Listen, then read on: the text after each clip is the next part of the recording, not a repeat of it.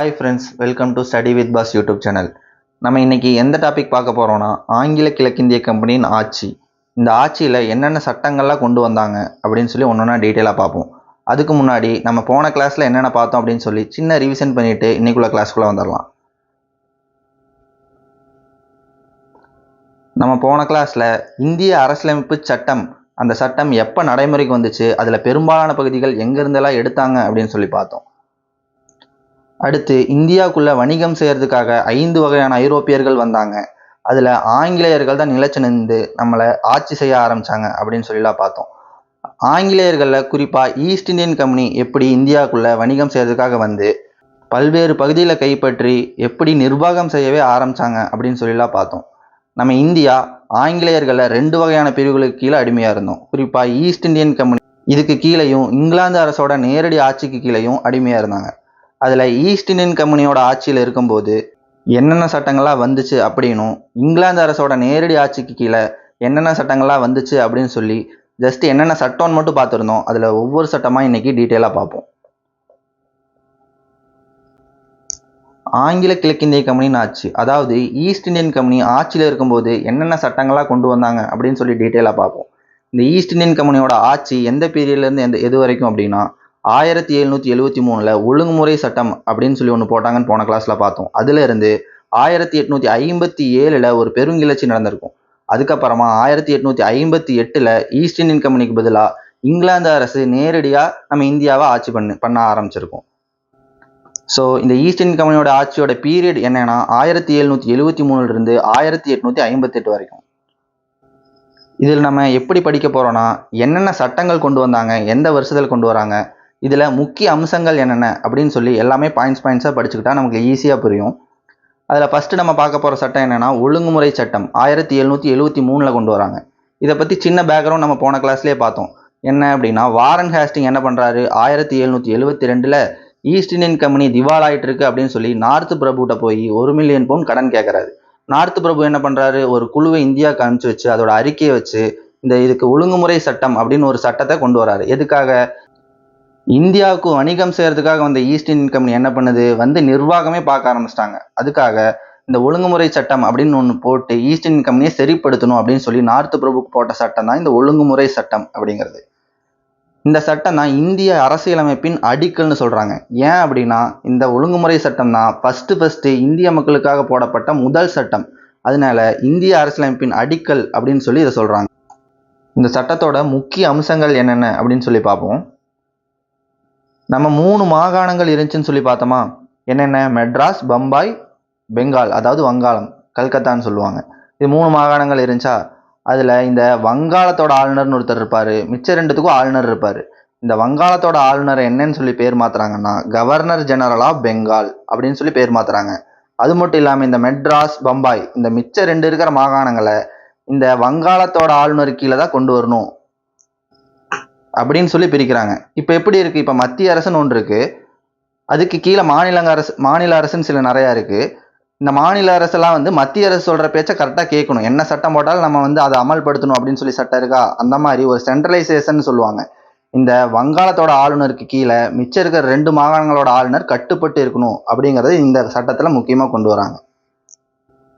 அடுத்து இந்த governor general of Bengal, இவருக்கு கீழே 4 பேர் கொண்ட ஒரு ஆலோசனை குழு ஒன்று உருவாக்குறாங்க. இந்த ஆலோசனை குழுக்கு இன்னொரு பேர் இருக்கு, நிர்வாக குழு அப்படின்னு சொல்லுவாங்க. இந்த இந்தியாவில் இருக்கிற இந்த நிர்வாக குழுக்கு சட்டங்களை போட்டு தரதுக்காக இங்கிலாந்துல இயக்குனர் குழு அப்படின்னு சொல்லி ஒரு குழு செயல்பட்டு இருக்கும். இதுல எத்தனை பேர் இருப்பாங்க அப்படின்னு சொல்லி பார்த்தோம்னா 24 உறுப்பினர்கள் இருப்பாங்க. எங்க இருப்பாங்க, இங்கிலாந்துல இருப்பாங்க. இதை ஞாபகம் வச்சுக்கலாம். அடுத்த ரொம்ப முக்கியமானது, உச்ச நீதிமன்றம் எங்க ஃபர்ஸ்ட் கொண்டு வராங்கன்னா கல்கத்தால உச்ச நீதிமன்றம் எங்க முத கொண்டு வராங்கன்னா வில்லியம் கோட்டை அப்படின்னு சொல்லி ஒரு கோட்டை இருக்கு. இங்க முதல் உச்ச நீதிமன்றத்தை கொண்டு வராங்க. அதோட தலைமை நீதிபதி யார் அப்படின்னு சொல்லி பார்த்தோம்னா சர் எலிஜா எம்பே. எப்போ கொண்டு வராங்க, 1774. நிறையா டைம் கேட்கப்பட்ட கேள்வி இது. ஸோ ரொம்ப இம்பார்ட்டன்ட். என்னது, கல்கத்தால முதல் உச்ச நீதிமன்றம் கொண்டு வராங்க. எங்கன்னா வில்லியம் கோட்டையில. தலைமை நீதிபதி யாருன்னா சர் எலிஜா எம்பே. அப்ப ஒரு தலைமை நீதிபதி, இவங்களுக்கு கூடுதலா 3 கூடுதல் நீதிபதியும் இருக்காங்க. அடுத்து ஊழல் குறைப்பு. இதுக்கு முன்னாடி இருந்த கவர்னர் ஜெனரல்லாம் என்ன பண்ணாங்கன்னா, அவங்களோட சொத்தை பிரிக்கிறது மட்டுமே நோக்கமா வச்சுக்கிட்டு ஈஸ்ட் இந்தியன் கம்பெனியை திவாலாகிற நிலைமைக்கு கொண்டு வந்துட்டாங்களா. அதனால ஊழல் குறைக்கணும் அப்படின்னு சொல்லி கவர்னர் ஜெனரல் வந்து மக்கள்கிட்ட இருந்து நேரடியாக எந்த வகையான பரிசு பொருட்களையோ பணத்தையோ வாங்கக்கூடாது அப்படின்னு சொல்லி இந்த சட்டத்தை கொண்டு வராங்க. இதெல்லாம் தான் முக்கிய அம்சங்கள். ஸோ பாயிண்டாக ஞாபகம் வச்சுக்கோங்க. இந்த ஒழுங்குமுறை சட்டத்துக்கு கீழே இந்த பாயிண்ட்லாம் வந்துச்சு அப்படின்னு சொல்லி ஞாபகம் வச்சுக்கோங்க. அடுத்து பிட் இந்திய சட்டம் எப்போ கொண்டு வராங்க அப்படின்னா 1784. இங்கிலாந்து பிரதமர் யாருன்னா இளைய பிட். இவர் என்ன பண்றாரு, ஒழுங்குமுறை சட்டம் 1773 கொண்டு வந்தாங்களா, அதுல சில குறைகளை கண்டுபிடிச்சு அதை சரி செய்யணும் அப்படின்னு சொல்லிட்டு இந்த பிட் இந்திய சட்டத்தை கொண்டு வராரு. அதுல அப்படி என்னென்ன குறைகள்லாம் அப்படி சரி பண்ணாரு அப்படின்னு சொல்லி பார்த்தோம்னா, முன்னாடி ஆலோசனை குழு அதாவது நிர்வாக குழுல 4 பேர் இருந்தாங்க அப்படின்னு சொல்லி பார்த்தோமா, அதில் இருக்கிற எண்ணிக்கையை 3ஆ கம்மி பண்றாரு. ஏன் அப்படி கம்மி பண்றாரு அப்படின்னா, அந்த நிர்வாக குழுக்கு அதிகப்படியான பவர்ஸ் இருக்கும், இந்த கவர்னர் ஜெனரலுக்கு பவர்ஸ் கொஞ்சம் கம்மியா இருக்குது அப்படின்னு சொல்லி இந்த எண்ணிக்கையை கம்மி பண்றாரு. அடுத்து ஈஸ்ட் இந்தியன் கம்பெனி இந்தியாவில் என்னென்ன பகுதிகளெலாம் கைப்பற்றி வச்சிருக்கோம், அந்த பகுதிகளெல்லாம் என்னென்னு பேர் வைக்கிறாருன்னா பிரிட்டிஷ் இந்திய பகுதிகள் அப்படின்னு சொல்லி பேர் வைக்கிறாரு. எப்படின்னு பாருங்க, இந்தியாவில் இருக்கிற பகுதிகளை பிரிட்டிஷ் இந்திய பகுதிகள்னு பேர் வைக்கிறாரு. அடுத்து முக்கியமாக இவர் கொண்டு வந்த அம்சம் என்னன்னா, நம்ம ஏற்கனவே பார்த்தோமா இயக்குனர் குழு அப்படின்னு சொல்லி ஒன்று இங்கிலாந்துல இருக்கும் அப்படின்னு சொல்லி பார்த்தோம். அதில் எத்தனை பேர் இருப்பாங்கன்னா 24 பேர் உறுப்பினர்களாக இருப்பாங்கன்னு சொல்லி பார்த்தோமா.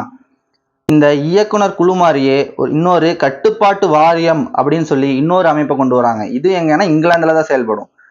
எத்தனை உறுப்பினர்கள் இருப்பாங்கன்னா 6 பேர் இருப்பாங்க. இந்த நிர்வாக பொறுப்பை 2ஆ பிரிக்கிறாங்க. எப்படி பிரிக்கிறாங்கன்னா, ஈஸ்ட் இந்தியன் கம்பெனி என்னென்ன பண்ணும், வணிகம் செய்யறதுக்காக உள்ள வந்துச்சுன்னு பார்த்தோமா, அப்படி வணிகம் செய்யறதுக்காக இந்த இயக்குனர் குழுவை பிரிக்கிறாங்க. அடுத்து இந்த கட்டுப்பாட்டு வாரியம் என்ன பண்ணுவோம்னா, அரசியல் ரீதியான நிர்வாகங்கள் எல்லாமே பண்ணும் அப்படின்னு சொல்லி 2ஆ பிரிக்கிறாங்க. இது வந்து இரட்டை ஆட்சி தன்மை கொண்டதா எல்லா மக்கள் எல்லாம் பார்க்குறாங்க. ஸோ இது ரொம்ப இம்பார்ட்டன்ட். இந்த இயக்குனர் குழு கட்டுப்பாட்டு வாரியம் 2ஆ பிரிச்சது ரொம்ப முக்கியமாக ஞாபகம் வச்சுக்கோங்க. அடுத்து இந்த பிட் இந்திய சட்டத்திலேயே ஒரு சில திருத்தங்கள் கொண்டு வராங்க. அப்படி கொண்டு வரதுக்கு முக்கியமான காரணம் யாருன்னா காரன் வாலிஸ் பிரபு. நம்ம இளைய பிட்னு ஒரு இங்கிலாந்து பிரதமர் இருந்தாருன்னு பார்த்தோமா, அவரும் இந்த காரன் வாலிஸ் பிரபுவும் ரொம்ப நெருங்கிய நண்பர்களாக இருக்காங்க.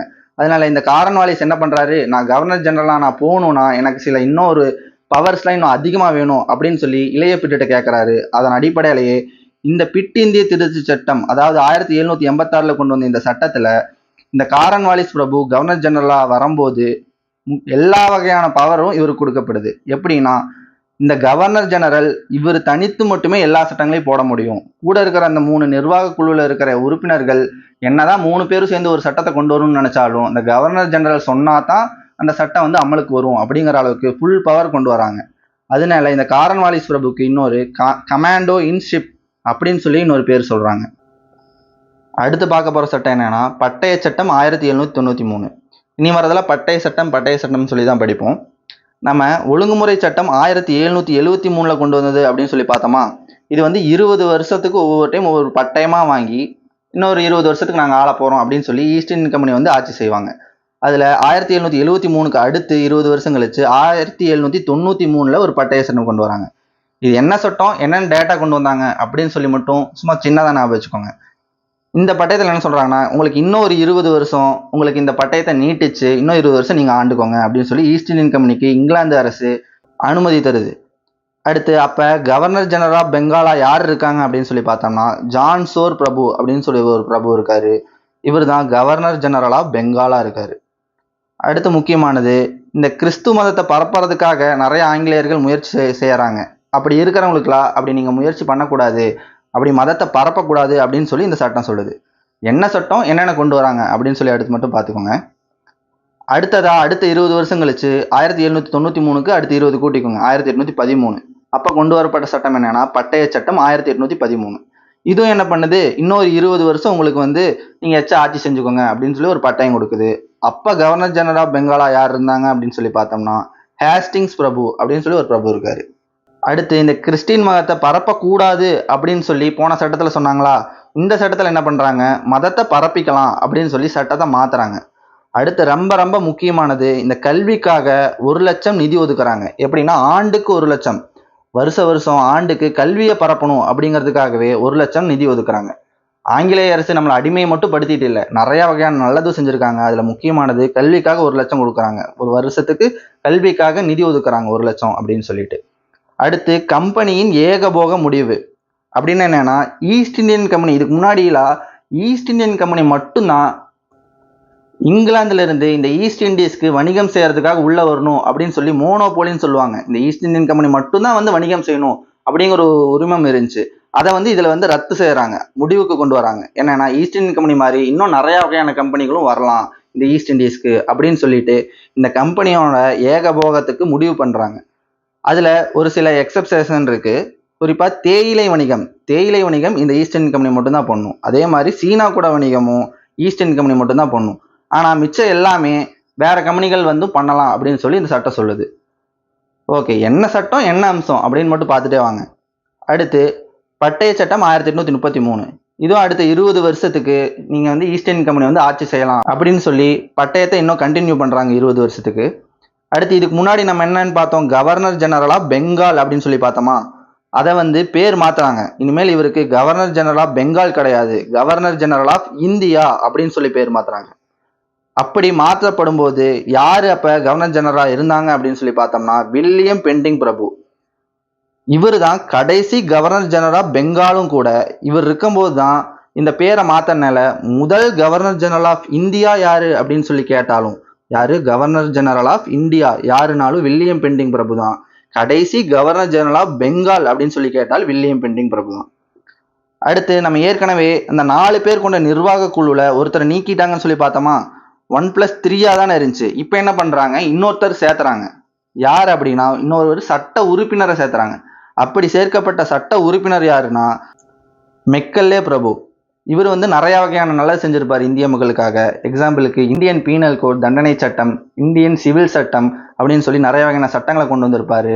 இந்தியாவில் ஆங்கில கல்வியை முதல்ல கொண்டு வந்தவர் இவர் தான் அப்படின்னு சொல்லி நிறைய நல்லது பண்ணியிருப்பாரு. இவரை பத்தி டீட்டெயிலாக அப்புறம் படிப்போம். இவரை வந்து சட்ட உறுப்பினராக கொண்டு வராங்க. அடுத்து இந்திய குடிமை பணி, அதாவது இந்தியன் சிவில் சர்வீஸ் எக்ஸாமினேஷன் சொல்லுவாங்கல்ல, அந்த சட்டத்தை அறிமுகப்படுத்துறது இவங்க தான். எப்படின்னா எக்ஸாம் மூலியமா இந்த இந்திய குடிமை பணிக்கு தேர்ச்சி ஆகலாம் அப்படின்னு சொல்லி ஒரு சட்டத்தையும் கொண்டு வராங்க. இந்த சட்டத்துக்கு கீழே தான். அடுத்து 1835 என்ன பண்றாங்க, இங்கிலீஷை இந்தியாவோட ஆட்சி மொழியை கொண்டு வராங்க. அப்ப இதுக்கு முன்னாடி என்ன மொழி இருந்துச்சு அப்படின்னு சொல்லி பார்த்தோம்னா பாரசீகம். இந்த பாரசீகம் மொழிக்கு பதிலா இங்கிலீஷை ஆட்சி மொழியை கொண்டு வராங்க. அடுத்து நம்ம 3 மாகாணங்கள் இருந்துச்சுன்னு சொல்லி பார்த்தோமா.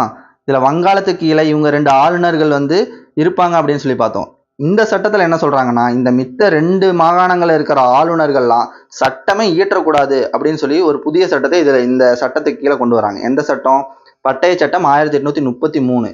இதுல என்ன பண்றாங்கன்னா வங்காள ஆளுநர் மட்டும்தான் சட்டத்தை இயற்ற முடியும், மிச்சம் இருக்கிற ஆளுநர்கள் சட்டமே இயற்ற முடியாது அப்படின்னு சொல்லி ஒரு சட்டத்தை கொண்டு வராங்க. அடுத்து சீன வணிகம் ஈஸ்ட் இந்தியன் கம்பெனி மட்டும்தான் பண்ணும் அப்படின்னு சொல்லி எக்ஸப்ஷன் பார்த்தோமா நம்ம ஏற்கனவே. அதையும் இதுல தடை செய்யறாங்க. சீன வணிகமும் ஈஸ்ட் இந்தியன் கம்பெனி மட்டும் இல்லை, எல்லா கம்பெனியும் பண்ணலாம் அப்படின்னு சொல்லி சொல்றாங்க. அடுத்து கட்டுப்பாட்டு விதிகள். இதுக்கு முன்னாடி வந்த எல்லாமே கட்டுப்பாட்டு விதிகள் அப்படின்னு சொல்லி பேர் சொல்லிட்டு இருந்தாங்க. இதை வந்து பேர் மட்டும் மாத்துறாங்க. இனிமேல் கட்டுப்பாட்டு விதிகள் கிடையாது, அது வந்து சட்டங்கள் அப்படின்னு அழைக்கப்படும் அப்படின்னு சொல்லி சொல்றாங்க. இதெல்லாம் சும்மா பேசிக் டீட்டெயில் தான். ஜஸ்ட் இது என்ன சட்டம், இது கீழே என்னென்னலாம் மாத்திருக்காங்க, என்ன அம்சங்கள் அப்படின்னு சொல்லி மட்டும் பார்த்துக்கோங்க. அடுத்து பட்டய சட்டம் 1853. இந்த சட்டத்துக்கு முன்னாடி வந்த எல்லா பட்டய சட்டமும் என்ன சொல்லும், 20 வருஷம் இன்னும் எக்ஸ்டெண்ட் பண்ணியிருக்காங்க அப்படின்னு சொல்லி சொல்லுமா. ஆனால் இந்த பட்டய சட்டம் வரும்போது 20 வருஷம்லாம் உங்களுக்கு எக்ஸ்டெண்ட் பண்ண முடியாது. இந்த ஈஸ்ட் இந்தியன் கம்பெனியோட ஆட்சி எப்போ வேணால் நிப்பாட்டிட்டு இங்கிலாந்து அரசு ஸ்ட்ரெயிட்டாக வந்து இந்த இந்தியாவை ஆட்சி செய்யும் அப்படின்னு சொல்லி முக்கியமான அம்சத்தை இதில் கொண்டு வராங்க. 20 வருஷம் எக்ஸ்டெண்ட் கிடையாது அப்படின்னு சொல்கிறாங்க. இதனால தான் 1858 நிப்பாட்டிட்டு 1858 இங்கிலாந்து அரசு நேரடியாக நம்மளை ஆட்சி பண்ண வந்துச்சு. இப்போ கவர்னர் ஜெனரல் ஆஃப் இந்தியா, பெங்கால்னு சொல்லக்கூடாது, இந்தியா யாருன்னா டல்ஹவுசி பிரபு. யாரு கவர்னர் ஜெனரல் ஆஃப் இந்தியா யாருன்னா டல்ஹவுசி பிரபு. அடுத்து இந்த கவர்னர் ஜெனரல் ஆஃப் இந்தியாவுக்கு கீழே நிர்வாக குழு, அதாவது ஆலோசனை குழு அப்படிங்கிற பேரில் ஒரு 4 பேர் இருப்பாங்கன்னு சொல்லி பார்த்தோமா. இது எப்படி இருந்துச்சு, 1+4 இருந்துச்சு. அடுத்து 1+3 மாற்றினாங்க எங்கள் பிட் இந்திய சட்டத்தில். அதுக்கப்புறமா +1 சேர்த்து ஒரு சட்ட உறுப்பினர்களை கூட்டினாங்க அப்படின்னு சொல்லி பார்த்தோம். இப்போ 1+4 இருக்கு. இவங்க கூட இன்னொரு 6 உறுப்பினர்கள் எக்ஸ்ட்ரா சேர்த்தணும் அப்படின்னு சொல்லி இந்த சட்டம் சொல்லுது. அந்த 6 உறுப்பினர்கள்ல 4 பேர் எப்படி இருப்பாங்கன்னா சென்னை, பம்பாய், வங்காளம், ஆக்ரா இந்த மாதிரி மாகாணங்கள்ல இருந்து ஒரு முக்கிய பிரதிநிதியை இந்த 4 பேரா கொண்டு வரணும் அப்படின்னு சொல்லி மாத்துறாங்க. அடுத்து 1854 மெக்கல்லே, ஏற்கனவே பார்த்தோமா சட்ட உறுப்பினர் மெக்கல்லே, அவர் வந்து ஒரு குழுவை போட்டு அதுல ஒரு அறிக்கை வெளியிடுறாரு. என்ன அப்படின்னா, இந்த ஐசிஎஸ் தேர்வு, இந்திய குடிமைப்பணி தேர்வு அப்படின்னு சொல்லி பார்த்தோமா, அது எக்ஸாம் மூலியமா ஃபில் பண்றாங்க அப்படின்னு சொல்லி பார்த்தோமா, அதுல இந்தியர்களுக்கு ஃபர்ஸ்ட் அனுமதி கொடுக்குறாரு. அதுல கிளியர் பண்ணவங்க யாரு அப்படின்னு சொல்லலாம் பார்ப்போம். சத்யேந்திரநாத் தாகூர் அப்படின்னு சொல்லலாம் நம்ம படிப்போம், அதெல்லாம் பின்னாடி பார்ப்போம். அடுத்த முக்கிய அம்சம் என்னன்னா, இந்த வங்காள சட்டமன்றம் அப்படின்னு சொல்லி இருக்குமா, இந்த சட்டமன்றத்தை இந்திய சட்டமன்றம் அப்படின்னு சொல்லி மாத்துறாங்க. இந்த சட்டமன்றமா மாத்துறாங்களா, இதுல ஒரு முக்கிய அம்சத்தை கொண்டு வராங்க. என்னன்னா, இந்த சட்டம் இயற்றும் குழுவில் 1+4+6 இருப்பாங்க. இவங்க வந்து நிர்வாக குழு அப்படின்னு சொல்லி சொல்றோமா, இதே மாதிரி இன்னொரு சட்டம் இயற்றும் குழு அப்படின்னு சொல்லி ஒரு புதிய குழுவை உருவாக்குறாங்க. இந்த சட்டம் இயற்றும் குழு என்ன பண்ணுவோம்னா, சட்டத்தை இயற்றுறதுக்கு உண்டான இப்போ எப்படி பார்லிமெண்ட் செயல்படுது, அதே மாதிரி சட்டத்தை இயற்றுவாங்க இவங்க, அதை நடைமுறைப்படுத்துறது நிர்வாக குழு அப்படின்னு சொல்லி பிரிக்கிறாங்க. இது ஒரு முக்கியமான அம்சம். ஸோ ரொம்ப இம்பார்ட்டன்ட், படிச்சு வச்சுக்கோங்க. அடுத்து வங்காளத்திற்கு தனி ஆளுநர் கொண்டு வராங்க. இதுக்கு முன்னாடிலாம் கவர்னர் ஜெனரல் ஆஃப் பெங்கால் அப்படின்னு சொல்லி பெங்கால் ஆளுநரை கவர்னர் ஜெனரல் ஆஃப் பெங்கால் அப்படின்னு சொல்லி மாற்றிருப்பாங்க. அதுக்கப்புறம் இவங்களை இந்தியான்னு மாற்றிட்டாங்களா அப்படின்னு சொன்னோம்னா, இந்த கவர்னர் ஜெனரல் ஆஃப் இந்தியா தான் வங்காளத்தையும் பார்த்துக்கணும், மிச்சம் எல்லாத்தையும் பார்த்துக்கணும்னு சொல்லி பொறுப்பு அதிகமாகறனால இந்த வங்காளத்துக்குன்னு தனியாக ஒரு ஆளுநர் போட்டாங்க. அப்படி வங்காளத்துக்கு தனி ஆளுநர் இருப்பாங்க. அது மட்டும் இல்லாமல் கவர்னர் ஜெனரல் ஆஃப் இந்தியாவை இருப்பாங்க. அப்படி யார் இருக்காங்க அப்படின்னு சொல்லி பார்த்தோம்னா, டல்ஹௌசி இருக்காரு. இதெல்லாம் இந்த பட்டய சட்டம் 1853 முக்கிய அம்சங்கள். சரி, ஓகே. இதில் இந்த கிளாஸில் நம்ம எப்படி படிப்போம் அப்படின்னு சொல்லி பார்த்தோம்னா, என்னென்ன சட்டம் கொண்டு வந்தாங்க, அதில் என்னென்ன முக்கியமான அம்சங்கள் கொண்டு வந்தாங்க அப்படின்னு சொல்லி மட்டும்தான் படிக்கணும். ஸோ ஜஸ்ட் பாயிண்டாக ஞாபகம் வச்சுக்கோங்க, கரெக்டாக நோட்ஸ் எடுங்க. ஜஸ்ட் ஒரு ரிவிஷன் பண்ணிட்டு இந்த கிளாஸை முடிச்சிடலாம். சரி, நம்ம இந்த கிளாஸில் நம்ம ஃபர்ஸ்ட் என்ன பார்த்தோம், ஈஸ்ட் இந்தியன் கம்பெனியோட ஆட்சியில் என்னென்ன சட்டங்கள் கொண்டு வந்தாங்க, அதில் முக்கியமாக ஒழுங்குமுறை சட்டம் தான் ஃபர்ஸ்ட் கொண்டு வரப்பட்ட சட்டம் அப்படின்னு சொல்லி பார்த்தோம். யார் கொண்டு வந்தாங்க அப்படின்னா, நார்த் பிரபு இங்கிலாந்து பிரதமராக இருக்கும்போது யார் கவர்னர் ஜெனரலாக இருக்காங்கன்னா, வாரன் ஹேஸ்டிங் இருக்காரு. அடுத்து இதுதான் முதல்ல கொண்டு வரப்பட்ட சட்டம், அதனால இந்திய அரசியலமைப்பின் அடிக்கல்னு இதை சொல்றாங்க. இவருக்கு பேர் மாற்றி கவர்னர் ஜெனரல் ஆஃப் பெங்கால் அப்படின்னு சொல்லி மாத்துறாங்க. அது மட்டும் இல்லாமல் மெட்ராஸ், பம்பாய் இதில் இருக்கிற ஆளுநர் வந்து இவருக்கு கீழே கட்டுப்பட்டு நடக்கணும் அப்படின்னு சொல்லி சொல்றாங்க. அடுத்து இந்த கவர்னர் ஜெனரலுக்கு உதவியா 4 பேர் கொண்ட ஒரு ஆலோசனை குழு இருக்கு, அதை நிர்வாக குழு அப்படின்னு சொல்லி அழைக்கிறாங்க. அடுத்து ரொம்ப முக்கியமானது இதுதான், உச்ச நீதிமன்றம் முதல்ல கல்கத்தால கொண்டு வராங்க. 1774 முதல் தலைமை நீதிபதி யாருன்னா சர் எலிஜா எம்பே. இவருக்கு கீழே 3 கூடுதல் நீதிபதி இருந்தாங்க. இப்போ எத்தனை நீதிபதி இருக்காங்க அப்படின்னா, ஒரு தலைமை நீதிபதி, 33 கூடுதல் நீதிபதி இருப்பாங்க. இது இப்போ இருக்கிற டேட்டா, இதெல்லாம் கொஞ்சமாக டெவலப் ஆகி மாற்றி கொண்டு வந்திருக்காங்க. அதே மாதிரி இப்போ கல்கத்தாவில் உச்ச நீதிமன்றம் ஃபர்ஸ்ட் கொண்டு வந்தாங்க. இப்போ இருக்கிறது டெல்லியில் இருக்குது. டீட்டெயிலாக நம்ம அடுத்த கிளாஸில் பார்ப்போம். அடுத்து பிட் இந்திய சட்டம் 1784 கொண்டு வராங்க. யாருன்னா இளையபிட் இருக்காரு. இதில் 1+4 இருந்ததை 1+3 மாற்றுறாங்க. அப்புறம் ஈஸ்ட் இந்தியன் கைப்பற்ற பகுதிகள்லாம் என்னன்னா பிரிட்டிஷ் இந்திய பகுதிகள் அப்படின்னு சொல்லி பேர் வைக்கிறாங்க. இதில் ரொம்ப முக்கியமான அம்சம் என்னன்னா, இயக்குனர் குழு அப்படின்னு ஒரு குழு இருக்கிறதுல அது மாதிரியே இன்னொரு வாரியத்தை ஒன்று உருவாக்குறாங்க. என்னன்னா கட்டுப்பாட்டு வாரியம் அப்படின்னு சொல்லி ஒரு வாரியத்தை உருவாக்குறாங்க. இதில் நிர்வாகத்தை 2ஆ பிரிக்கிறாங்க. என்னன்னா வணிகம்லாம் இயக்குனர் குழு பார்த்துக்கும், அதே மாதிரி அரசியல் நிர்வாக பொறுப்பு எல்லாமே இந்த கட்டுப்பாட்டு வாரியம் பார்த்துக்கும் அப்படின்னு சொல்லி பிரிக்கிறாங்க. அடுத்து பிட் இந்திய திருத்த சட்டம். இது வர்றதுக்கு முக்கியமான காரணம் யாருன்னா காரன்வாலிஸ் பிரபு. இவர் என்ன பண்றாரு, இந்த கவர்னர் ஜெனரலா இவர் வரணும்னா அதிகப்படியான பவர்ஸ் வேணும்னு சொல்லிட்டு இளையபிட்டை கேட்கறாரு. அதுபடியே இவங்களுக்கும் அதிகப்படியான பவர் கொடுக்கப்படுது. இதுதான் இந்த பிட் இந்திய திருத்த சட்டம். அடுத்து 20 வருஷத்துக்கு கழிச்சு வர்ற பட்டய சட்டம் 1793. இதுல அடுத்த 20 வருஷத்துக்கு எக்ஸ்டெண்ட் பண்றாங்க இவங்களோட ஆட்சியை. அப்ப யாரு கவர்னர் ஜெனரல் ஆஃப் பெங்காலா இருந்தாங்க அப்படின்னு சொல்லி பார்த்தோம்னா, ஜான்சோர் பிரபுன்னு இருக்காரு. கிறிஸ்து மதத்துக்கு பரப்பக்கூடாது அப்படின்னு சொல்லி சொல்றாங்க. அடுத்து பட்டய சட்டம் 1813. இதுலேயே அதே மாதிரி 20 வருஷம் எக்ஸ்டெண்ட் பண்ணுறாங்க. கவர்னர் ஜெனரலாக யார் இருந்தாங்கன்னு பார்த்தோம்னா ஹேஸ்டிங்ஸ் பிரபு. அடுத்து மதத்தை வந்து பரப்பக்கூடாதுன்னு சொல்லி போன சட்டத்தில் பார்த்தாங்க. இந்த சட்டத்தில் மதத்தை பரப்பலாம் அப்படின்னு சொல்லி அனுமதி கொடுக்குறாங்க. அடுத்து ரொம்ப முக்கியமானது இதுதான், இந்த கல்விக்கு 1 லட்சம் ஆண்டுக்கு நிதியுதவி ஒதுக்குறாங்க. இது மூலிமா கல்வியை அதிகப்படுத்துகிறாங்க இந்தியாவில். அடுத்து கம்பெனியோட மோனோபோலி, அதாவது ஏகபோகத்தை முடிவு பண்ணுறாங்க. ஈஸ்ட் இந்தியன் கம்பெனி மாதிரி நிறையா கம்பெனி உள்ளே வந்து இந்தியாவுக்குள்ளேயும் மற்ற நாடுகளுக்கூடையும் வணிகம் பண்ணலாம் அப்படின்னு சொல்லி சொல்கிறாங்க. அடுத்து பட்டய சட்டம் 1833. இதில் கவர்னர் ஜெனரல் ஆஃப் பெங்கால் அப்படின்னு சொல்லி இருக்கிறத கவர்னர் ஜெனரல் ஆஃப் இந்தியா அப்படின்னு சொல்லி மாற்றுறாங்க. அப்படி மாற்றப்பட்ட முதல் கவர்னர் ஜெனரல் யாரு அப்படின்னு சொல்லி பார்த்தோம்னா வில்லியம் பெண்டிங் பிரபு. இவர் தான் கடைசி கவர்னர் ஜெனரல் ஆஃப் பெங்கால், முதல் கவர்னர் ஜெனரல் ஆஃப் இந்தியா அப்படின்னு சொல்கிறாங்க. அடுத்து 1+3 இருந்துச்சா, அது கூட இன்னொரு சட்ட உறுப்பினர் சேர்த்தி 1+4 மாற்றுறாங்க. அப்படி கூட்டப்பட்ட சட்ட உறுப்பினர் யாரு அப்படின்னா மெக்கலே பிரபு.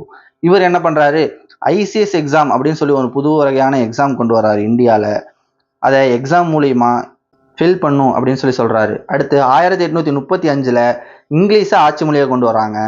முன்னாடி என்ன இருந்துச்சுன்னு பார்த்தோம்னா பாரசீகம் இருந்துச்சுன்னு சொல்லி பார்த்தோம். அடுத்து வங்காளத்துக்கு கீழே பம்பாய் ஆளுநரும் மெட்ராஸ் ஆளுநரும் இருப்பாங்கன்னு சொல்லி பார்த்தோமா. இப்போ அந்த ஆளுநர்கள்லாம் இனிமேல் எந்த சட்டத்தையும் விதிக்கவே கூடாது, வெறும் கவர்னர் ஜெனரல் ஆஃப் பெங்கால் மட்டும்தான் விதிக்கணும் அப்படின்னு சொல்லி மாத்துறாங்க. அடுத்து இந்த எக்ஸப்ஷனை கட் பண்றாங்க. சீனா கூட வணிகம் பண்றது ஈஸ்ட் இந்தியன் கம்பெனி மட்டும்தான் இருக்கும் அப்படின்னு சொல்லி பார்த்தோமா. இனி நிறைய கம்பெனி சீனா கூட வணிகம் பண்ணும் அப்படின்னு சொல்லி சொல்றாங்க. கட்டுப்பாட்டு விதிகள் அப்படின்னு இருந்த பேரை வெறும் சட்டங்கள் அப்படின்னு சொல்லி மாத்துறாங்க. அடுத்து பட்டய சட்டம் 1853. இப்போ கவர்னர் ஜெனரல் ஆஃப் இந்தியா யார் அப்படின்னு சொல்லி பார்த்தோம்னா டல்ஹௌசி பிரபு. அடுத்து நிர்வாக குழு கூட ஒரு 6 உறுப்பினர்கள் சேர்த்துறாங்க. நிர்வாக குழு என்ன பண்ணுவோம்னா சட்டத்தை நடைமுறைப்படுத்தும். சட்டத்தை போடுறது என்னன்னா சட்டம் இயற்றும் குழு அப்படின்னு சொல்லி பார்த்தோம். இது ஒரு சட்டமன்றம் மாதிரி இயங்குது அப்படின்னு சொல்லி பார்த்தோம். அது அடுத்து வங்காள சட்டமன்றம் இதை பேர் மாற்றி இந்திய சட்டமன்றமாக மாற்றுறாங்க. அடுத்து இந்திய குடிமைப்பணி தேர்வு அப்படின்னு சொல்லி ஒன்று நடக்கும். அது எக்ஸாம் மூலிமா ஃபில் பண்ணுவாங்க அப்படின்னு சொல்லி பார்த்தோமா. அதுக்கு இந்தியர்களையும் சேர்த்து அந்த எக்ஸாம்ல கலந்துக்கலாம் அப்படின்னு சொல்லி கொண்டு வர்றது யாருன்னா மெக்கல்லே அவரோட குழு சொல்லுது. எப்போ 1854. அடுத்து வங்காளத்துக்கு அப்படின்னு சொல்லி ஒரு தனி ஆளுநர் போடுறாங்க. இதெல்லாம் முக்கியமான அம்சங்கள். என்ன சட்டம் என்ன அம்சங்கள் அப்படின்னு தனித்தனியாக நோட் பண்ணி வச்சுக்கோங்க. அடுத்த கிளாஸ்ல இங்கிலாந்து அரசோட நேரடி ஆட்சியில் நம்ம இந்தியா இருக்கும்போது என்னென்ன சட்டங்கள்லாம் வந்துச்சு அந்த சட்டங்களை பற்றி டீட்டெயிலாக அடுத்த கிளாஸ்ல பார்ப்போம். தேங்க்யூ.